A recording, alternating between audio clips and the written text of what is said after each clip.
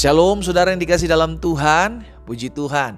Hari ini kembali lagi saya menyapa setiap umat Tuhan melalui program Bible and Coffee. Saudara yang dikasih dalam Tuhan, melalui program ini saya kembali mengajak setiap umat Tuhan dimanapun Bapak Ibu Saudara berada untuk ayo sama-sama kita kembali merenungkan firman Tuhan. Kita merenungkan firman Tuhan karena kita tahu kita butuh Tuhan setiap hari. Amin.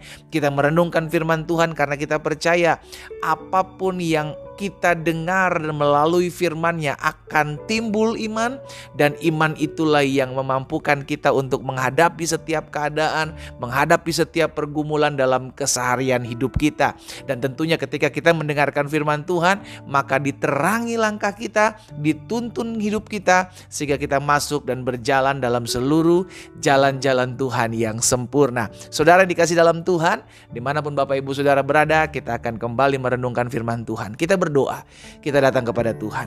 Bapa, terima kasih buat anugerah Tuhan, buat kasih setia Tuhan yang terus menopang kehidupan kami.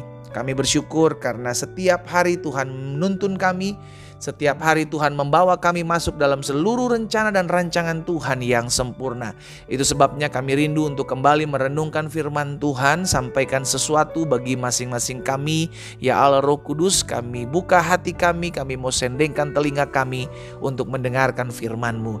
Di dalam nama Tuhan Yesus Kristus kami berdoa. Haleluya. Amin, amin. Puji Tuhan. Nah, saudara yang dikasih dalam Tuhan, suatu kali bangsa Israel dalam perjalanannya di padang gurun bersungut-sungut, mengeluh mau makan daging, ya kan?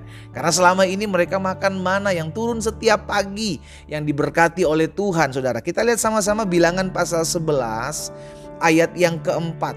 Bilangan pasal 11 ayat yang keempat ini. Orang-orang bajingan yang ada di antara mereka kemasukan nafsu rakus. Saudara dikasih dalam Tuhan, ada segelintir orang di antara bangsa Israel yang ternyata adalah orang-orang asing yang ikut dalam eksodus, ikut dalam keluaran, ya kan, ikut dalam perjalanan mereka keluar dari tanah Mesir bersama-sama dengan bangsa Israel. Alkitab katakan mereka adalah orang-orang yang kemasukan nafsu rakus, dan orang Israel pun menangis pula serta berkata, siapa yang akan memberi kita makan daging? Saudara yang dikasih dalam Tuhan, di sini kalau kita lihat mereka terpengaruh. Nah, ini sebabnya saya bilang hati-hati sekali dengan rayuan, hati-hati sekali dengan bujukan, ajakan si jahat. Yang seringkali itu ada di circle kita, yang seringkali itu ada di sekeliling kita. Bujukan untuk melakukan perzinahan, bujukan lakukan berselingkuh, bujukan untuk melakukan minum-minuman keras, bujukan untuk melakukan korupsi. Itu terkadang ada di circle kita, di sekeliling kita. Itu sebabnya kita harus berhati-hati. Nah, dalam hal ini saudara yang dikasih dalam Tuhan, bangsa Israel terpancing dengan keadaan. Iya juga ya, kita selama ini ikut perjalanan mengiring Tuhan, tapi kok yang kita makan mana terus, setiap hari mana kita teringat. Jadi kalau kita baca seterusnya, mereka teringat akan segala sesuatu yang mereka makan enak di Mesir. Awalnya dari apa, saudara? Dari bujukan orang-orang asing yang ikut bersama-sama dengan mereka dalam perjalanan di padang gurun ini. Mereka kemasukan nafsu rakus. Mereka teringat akan makanan-makanan yang enak, sekalipun mereka diperbudak di Mesir, mereka terikat di Mesir, ya kan? Tetapi mereka makan makanan enak. Dan itu mereka lebih memilih hal tersebut, saudara dikasih dalam Tuhan. Karena apa? Karena mereka terpengaruh, mereka termakan perangkap bujukan si jahat. Hadirnya ketiadaan rasa syukur. Ini yang bahaya, saudara. Ketiadaan rasa syukur ini, padahal setiap hari Tuhan beri mereka makan loh, saudara. Setiap pagi Tuhan beri mereka mana, setiap pagi mereka Tuhan diberi mana selama 40 tahun, saudara dikasih dalam Tuhan, mereka makan mana. Sampai akhirnya ada orang-orang yang dipakai oleh si jahat untuk membujuk ini. Akhirnya mereka mulai berpikir, iya juga ya, kayaknya bosen juga kita. Karena apa? Mereka mulai membanding-bandingkan. Enak ya dulu di Mesir, tidak sama sekarang katanya ikut Tuhan kok seperti ini. Akhirnya sama seperti kita juga Tuhan. Kata saya ikut Tuhan diberkati, saya udah beribadah, saya udah setia, saya udah berdoa. Tapi kok saya kayaknya usaha saya masih gak begini-begini aja ya. Kok rumah tangga saya belum dipulih-pulihkan ya. Kok kesehatan saya belum disembuhkan. Kita mulai membandingkan diri kita dengan keberadaan kita sebelum kita mengikut Tuhan. Sekarang dikasih dalam Tuhan, hati-hati. Hati-hati jebakan ini, hati-hati bujukan rayuan si jahat. Hati-hati. Hari ini saya mengajak setiap umat Tuhan untuk waspada, untuk berjaga-jaga. Ketika kita mengiring Tuhan, tidak selamanya perjalanan kita mulus. Ketika kita mengikut Tuhan, Alkitab katakan halus sangkal diri pikul salib setiap hari. Tetapi kalau kita mau jujur, kita kembali mengingat masa-masa lalu sebelum kita mengikut Tuhan. Kita bisa lakukan apapun juga. Kita bisa melakukan dosa-dosa yang sebenarnya saat-saat ini juga dilarang oleh Tuhan. Kita masih bisa melakukannya dulu. Kita mulai ingat, enak juga ya dulu ya. Waktu saya belum datang sama Tuhan, hidup saya belum dipulihkan. Aduh, dulu saya mah suka-suka. Mau minum mabuk ayo, mau berzina ayo, mau berjudi ayo, mau rugikan orang ayo, membohongin orang ayo. Tetapi sekarang kok mau buat ini gak boleh, buat itu gak boleh. Disitulah kita mulai merasa jenuh, capek, lelah untuk ikut Tuhan. Hati-hati, bujukan-bujukan, rayuan-rayuan jahat, si jahat di akhir zaman ini akan semakin gencar.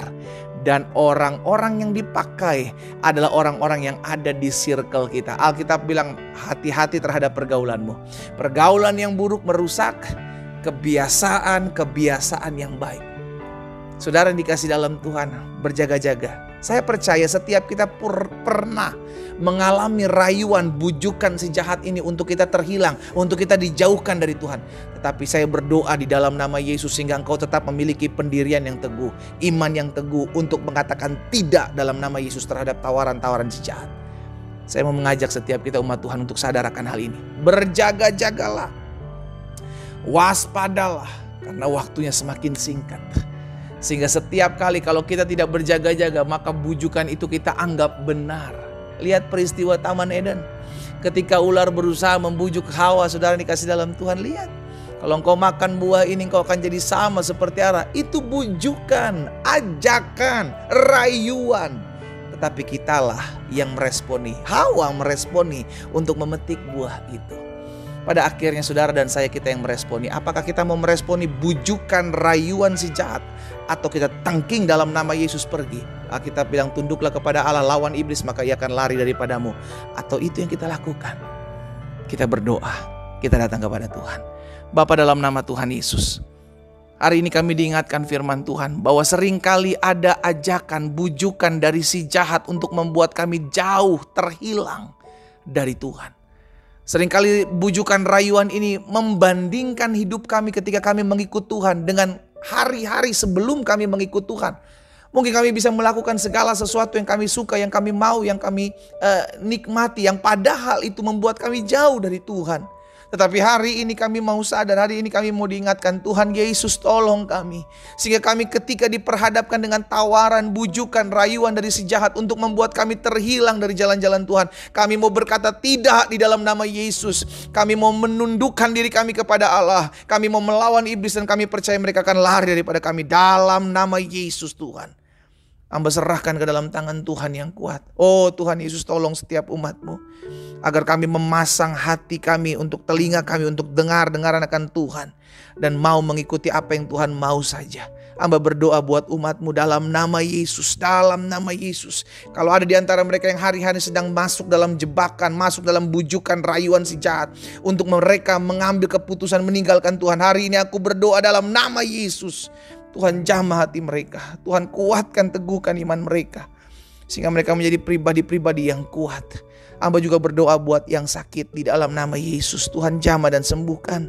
Karena hamba percaya bilur-Mu menyembuhkan, firman-Mu disampaikan, disembuhkan setiap mereka. Terjadi dalam hidup anak-anak Tuhan. Di dalam nama Yesus Kristus Tuhan hamba berdoa. Haleluya. Amin.